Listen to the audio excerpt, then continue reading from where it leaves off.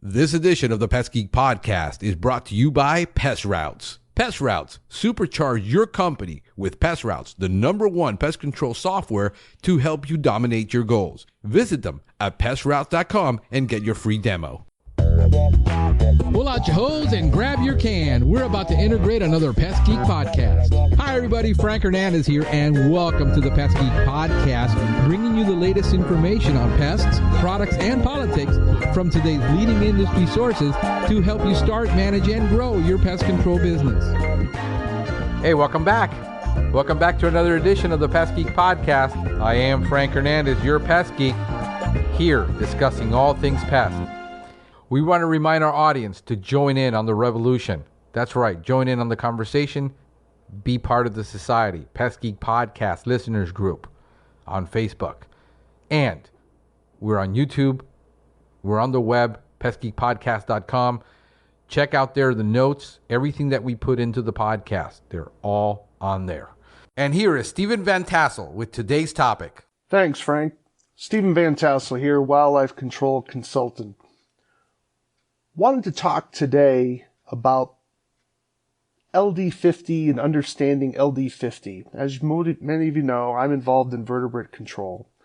So the role of pesticides to control vertebrates raises a lot of issues and concerns about the relative toxicity of some of these toxicants and fumigants that are being used to control unwanted pest vertebrates. So let's back up a little bit and talk about the relationship between notions of risk and harm. Now, on another podcast, I went kind of in deep on the notion of risk.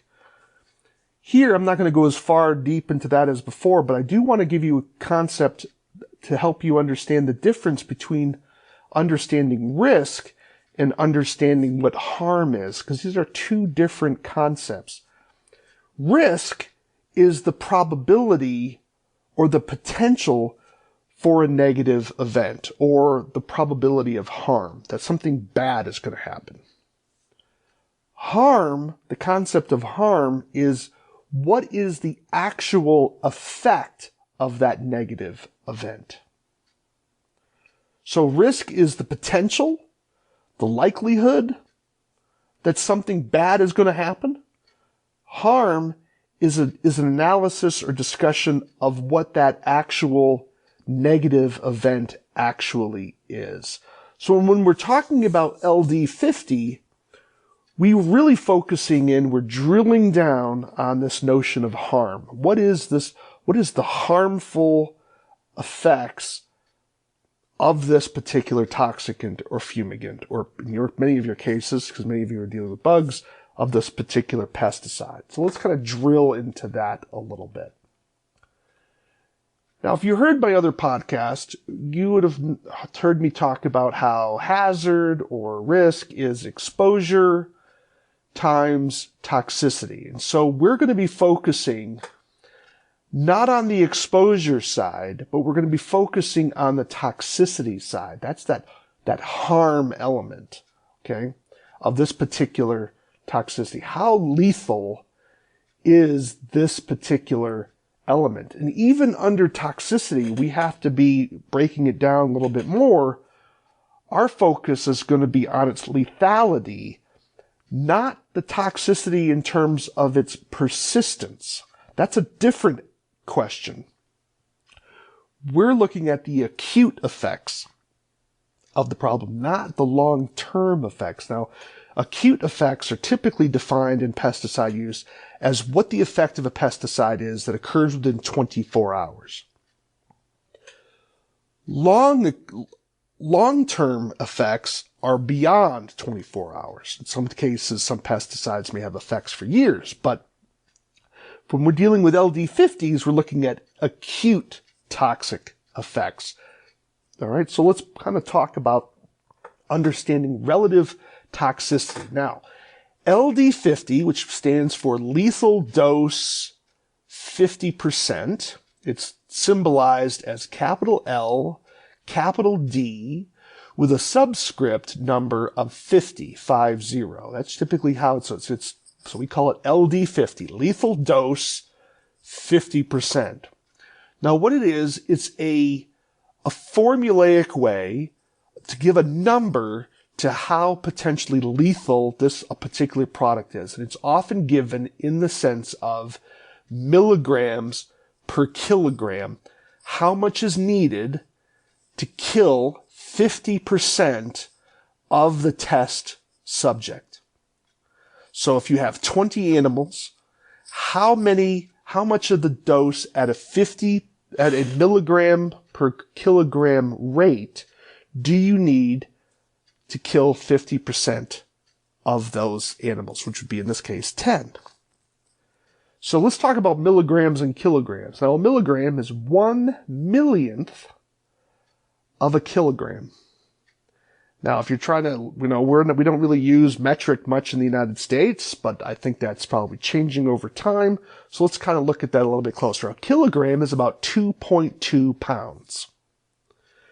So if you're dealing with if I told you the LD50 was 10 milligrams per kilogram in the dog you're looking at, this is for dogs, and your dog was 48 pounds or 50 pounds, well, then you would have to take your kilograms and say, how many kilograms is that dog?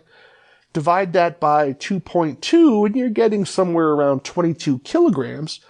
So that dog would need to consume somewhere in the vicinity of 200 milligrams of the active ingredient to have a 50% chance of killing that dog. Okay? Now, dogs are probably a poorer illustration, but I want to give you an animal that you're dealing with. Now, if we're dealing with mice, for instance, mice are not even a kilogram. They're what? An ounce? 2 ounces? So if a kilogram's 2.2 pounds, well, that gives you something in the vicinity of 38 ounces. How small of a dose is it going to need to kill that mouse, right? So you can see that we're talking about some very, very small fractions. So the rule is, the larger the first number, that milligram side, the larger that first number, the less toxic that product is. Okay? So if I told you something was 10,000, or excuse me, let me go to, if I told you it was, 60,000 milligrams per kilogram, that is significantly less toxic than something that was 1 milligram per kilogram for the LD50. Okay? So, the bigger the milligram number, the less toxic the product is on an LD50%. Now, why is this important? Because you need to kind of get an understanding of what it takes when you're reading some of these labels and trying to help clients understand risk and relative toxicity, that the amount of poison needed to kill a mouse is significantly less than what the amount of poison it will need to kill that dog or their cat. So are there secondary poisoning issues with anticoagulants? Absolutely there are. However, the dog would have to be eating a fair amount of animals over a long period of time to get the toxic dose needed to kill the dog, or to even get that dog to a place sick. The bigger the animal, the more it's going to have to consume, because again, LD50 is based on a relationship of milligrams to weight, right? It's a weight-based assessment. So the one problem with LD50, as important of a measurement that it is that it doesn't tell us two things. First, it doesn't tell us what it takes to kill 100% of the animals. Because remember, I said the LD50 was the lethal dose needed to kill 50% of the test subjects. So if I have 20 mice in my study, once I kill 10 of those mice, That's my LD50. The problem is that your client doesn't want just 50% of the pest left. They often want 0 of the pest left. So an LD50 gives you a notion of what it takes to kill half of the population, but it may take a whole lot more toxicant to kill the rest of the population. But maybe not. That brings us to our second problem. And that is LD50 is a static number, but that doesn't mean the toxicant is static in its effect. What I mean by that is that we don't always have a linear relationship, a one-to-one relationship. That is, as we add more toxicant, that we're going to get an incrementally higher kill rate. You know, one of the challenges when we're dealing with Americans is that we always believe more is better. If the label says we're supposed to use a teaspoon of the product per gallon of water, we think, well, we want to really kill this animal, so we're going to use,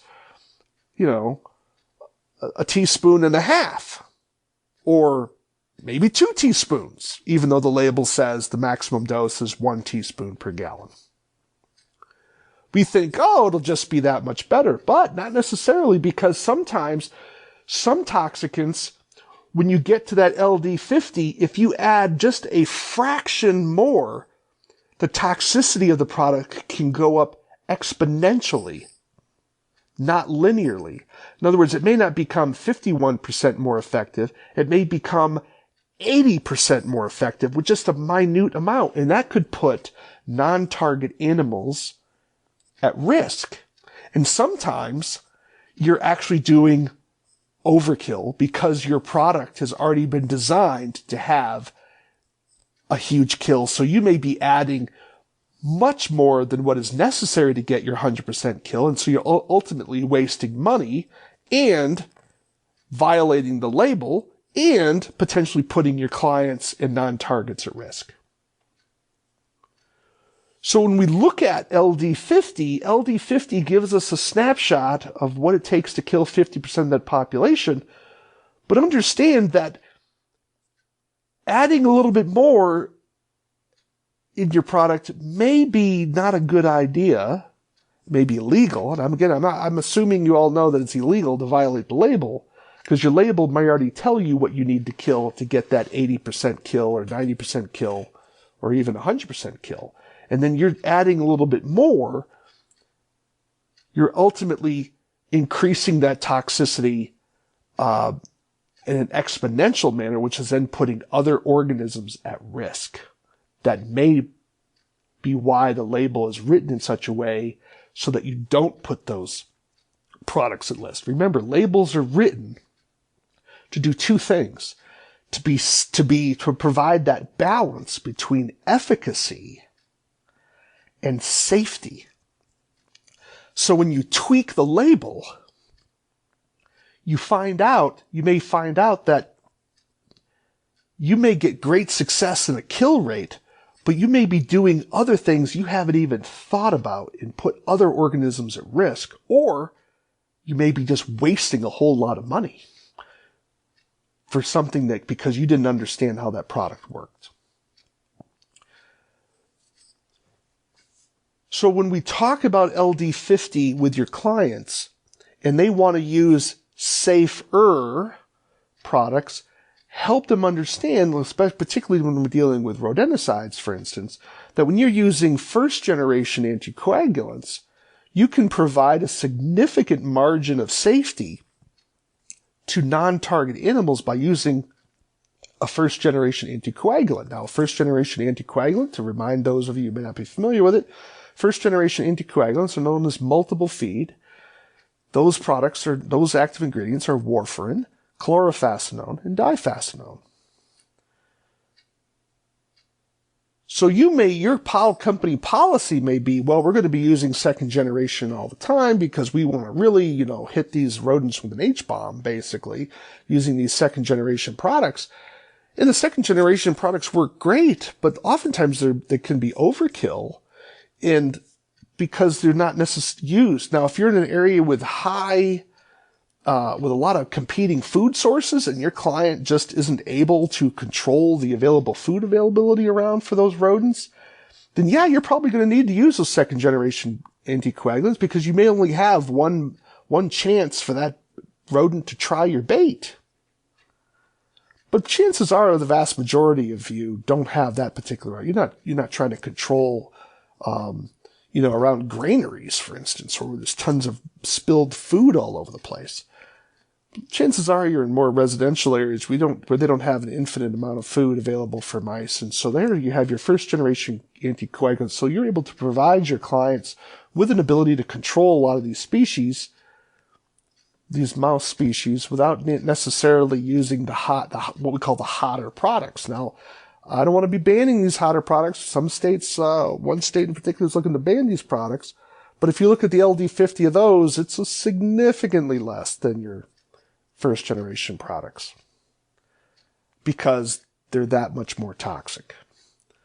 So understand that LD50, it's a good way of helping you compare products one to another, but they don't tell the whole story. They don't tell you how relative that toxicity is as you increase or decrease the dose. It's not always a clean line from the lower left corner to the upper right corner. Sometimes it goes almost in a straight up faction that when you add a little bit more, you get incredibly high increases in effect. And other times it may flatline, where adding a little bit more is basically wasting money and violating the label for no benefit. Not that you should ever be violating the label. Hope you all realize that. I can't speak for other things, but I can tell you for the vertebrate labels, the labels are designed to work.